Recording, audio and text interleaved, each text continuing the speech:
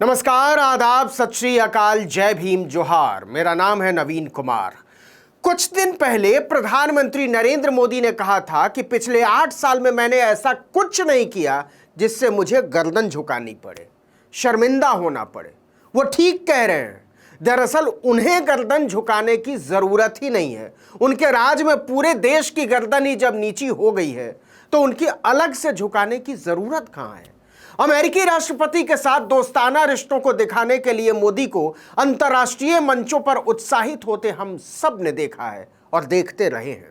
आपको याद होगा, अमेरिकी विदेश मंत्री एंटनी ब्लिंकन ने जब वॉशिंगटन में कहा था कि भारत में मानवाधिकारों के हनन को हम गंभीरता से ले रहे हैं, तो इसके जवाब में भारत के विदेश मंत्री एस जयशंकर ने कहा था, अमेरिका में भारतीयों पर हो रहे हमलों पर भी हमारी नजर है। इस पर टीवी चैनलों को राष्ट्रवाद का गाना गुनगुनाने का मौका मिल गया था।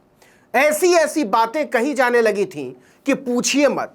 हमने अमेरिका को दिखा दिया, दादागिरी नहीं चलेगी, भारत का बजा डंका और भी पता नहीं क्या क्या। लेकिन इसके बाद क्या हुआ? क्या वाकई भारत के ऐतराज से अमेरिका डर गया, या विश्व गुरु के सम्मान में उसने अपनी बात वापस ले ली, या अपनी बात सख्त से मुलायम कर दी? नहीं, ऐसा कुछ नहीं हुआ।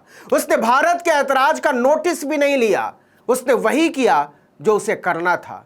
अब विश्व गुरु के चेले बिलबिलाए हुए हैं कि अमेरिका ने ऐसा कैसे लिख दिया, फालतू की बात कर दी है उसने।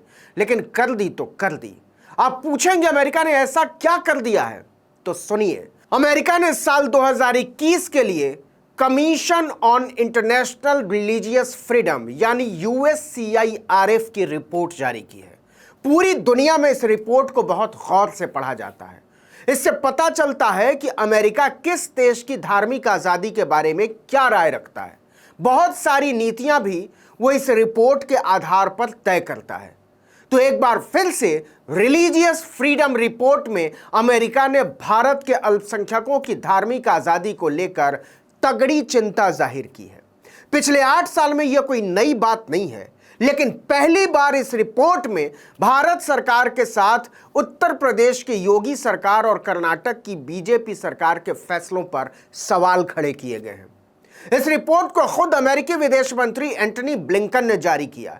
इसे पेश करते हुए उन्होंने कहा कि भारत के लोगों और धार्मिक स्थानों पर हमले बढ़ते जा रहे हैं। भारत के धार्मिक अल्पसंख्यकों पर साल भर हमले होते रहे, जिनमें हत्याएं, हमले और डराना धमकाना शामिल है। रिपोर्ट में लिखा है कि गो हत्या या बीफ के व्यापार के आरोप में गैर हिंदुओं को निशाना बनाया जाता रहा।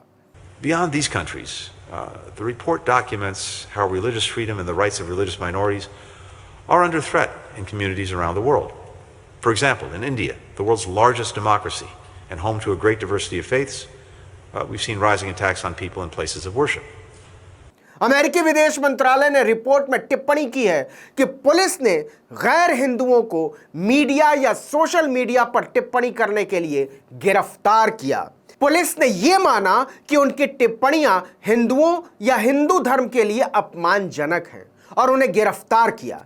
CA और NRC के खिलाफ प्रदर्शन और उसके बाद साल 2020 में हुए दंगों का जिक्र करते हुए रिपोर्ट में लिखा गया है कि दिल्ली की अदालतों तक ने विरोध प्रदर्शन से संबंधित आरोपों में साल 2020 में गिरफ्तार किए गए कुछ लोगों को बरी कर दिया और बस एक हिंदू को दोषी ठहराया।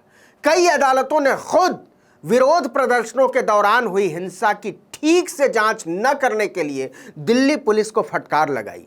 उस दौरान नेताओं ने धार्मिक अल्पसंख्यकों के खिलाफ भड़काऊ टिप्पणियां की और सोशल मीडिया पर पोस्ट लिखे, लेकिन उनके खिलाफ कोई कार्रवाई नहीं की गई। आपको पता ही है वो नेता कौन थे। कई तो बाकायदा केंद्र की मोदी सरकार में मंत्री और सांसद थे।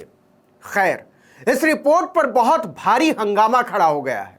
इंडियन अमेरिकन मुस्लिम काउंसिल यानी IAMC ने इसी रिपोर्ट के आधार पर भारत पर पाबंदी लगाने की मांग कर डाली है। उसने ब्लिंकन की भारत पर टिप्पणी का वीडियो ट्वीट करते हुए लिखा, IAMC की मांग है कि अमेरिकी विदेश मंत्रालय और एंटनी ब्लिंकन भारत को कंट्री ऑफ पार्टिकुलर कंसर्न यानी चिंताजनक स्थिति की श्रेणी में रखे और भारत पर धार्मिक स्वतंत्रता के उल्लंघन, मुस्लिम और ईसाई अल्पसंख्यकों के सरकार प्रायोजित उत्पीड़न को लेकर प्रतिबंध लगाया जाए। बैन इस्लामोफोबिया पर काम करने वाले मशहूर पत्रकार सीजे वर्लेमन ने भी बीजेपी सरकार पर निशाना साधते हुए ट्वीट किया कि अमेरिकी विदेश मंत्री एंटनी ब्लिंकन ने धार्मिक अल्पसंख्यकों को प्रताड़ित करने के लिए भारत सरकार को लताड़ लगाई है। यह भारत में फासीवादी हिंदुत्व सरकार पर अंतर्राष्ट्रीय दबाव बनाने की स्थिति में एक महत्वपूर्ण कदम है। वहीं एंटनी ब्लिंकन ने कहा कि अमेरिका हमेशा धार्मिक स्वतंत्रता के समर्थन में खड़ा रहेगा। हमारा काम है कि दुनिया भर के लोगों को धर्म की स्वतंत्रता का पूरा अधिकार मिले। जो भारत की गर्दन शर्म से झुका देने वाला है वो ये कि ब्लिंकन ने भारत का नाम पाकिस्तान, चीन और अफगानिस्तान में भी अल्पसंख्यकों और महिलाओं को निशाना बनाए जाने के साथ लिया है। इस रिपोर्ट में भारत की कई राज्य सरकारों पर सीधी उंगली उठाई गई है। USCIRF की रिपोर्ट में कहा गया है कि कर्नाटक सरकार ने राज्य भर में चर्चों और पादरियों का सर्वे कराने का आदेश दिया। पुलिस को हुक्म दिया गया कि ईसाई धर्म को अपनाने वाले हिंदुओं को खोजने के लिए घर घर जाकर जांच करे। यह फैसला धार्मिक स्वतंत्रता के सरासर खिलाफ है।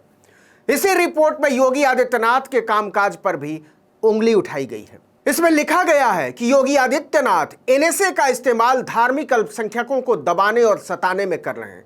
NSA से किसी भी ऐसे आदमी को गिरफ्तार करने की छूट मिल जाती है जो राज्य की सुरक्षा के लिए खतरा पैदा करता हो। इसके बाद 500 से अधिक अफसरों की टीम बनाई गई जिसका मकसद धर्म परिवर्तन की गतिविधियों में शामिल लोगों को पकड़ना था। रिपोर्ट में बताया गया कि ऐसे फैसलों से लोगों की धार्मिक स्वतंत्रता का हनन होता है। आपको बता दें कि जब से मोदी सरकार सत्ता में आई है तभी से अमेरिकी रिलीजियस फ्रीडम रिपोर्ट में भारत पर अंगुली उठाई जाती रही है, लेकिन हर साल उसकी टिप्पणी की भाषा सख्त होती गई है।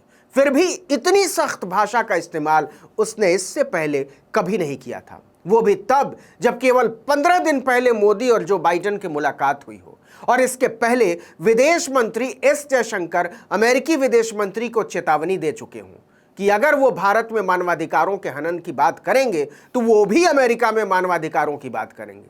लेकिन क्या आपको वाकई लगता है कि S जयशंकर या भारत सरकार आधिकारिक तौर पर ऐसी कोई पहल करने वाली है? देश के लोग इंतजार में हैं। लेकिन आज की स्थिति तो ये है साहब कि अमेरिकी सरकार की रिपोर्ट से भक्तों के तन बदन में आग लगी हुई है कि अमेरिका होता कौन है हमारे विश्व गुरु और धर्म गुरु को लोकतंत्र, बंधुत्व और स्वतंत्रता का ट्यूशन पढ़ाने वाला। इसका जवाब तो मोदी जी ही दे सकते हैं। इस वीडियो में इतना ही, लेकिन अगर आपने आर्टिकल 19 इंडिया को अब तक सब्सक्राइब नहीं किया है तो फौरन कर दीजिए। बेल आइकॉन दबाइए, घंटी जैसी आकृति, लाइक कीजिए और कमेंट करके बताइए हमारा वीडियो आपको कैसा लगा। अगर यूट्यूब पर देख रहे हैं तो हमारे चैनल को सब्सक्राइब कर दीजिए, फेसबुक पर देख रहे हैं तो हमारे पेज को लाइक कर लीजिए, इंस्टाग्राम पर भी हम मौजूद हैं, उसको फॉलो कर सकते हैं। और हमारा ट्विटर हैंडल है आर्टिकल 19_इंडिया और मेरा ट्विटर हैंडल है नवीन जर्नलिस्ट। नमस्कार।